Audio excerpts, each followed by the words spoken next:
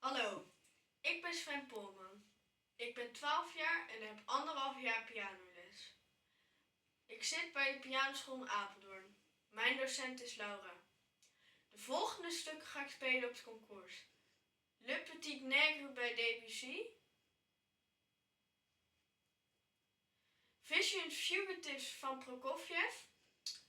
Moonlight Mood van Guillaume. En aan het eind speel ik Etude van Khachaturian.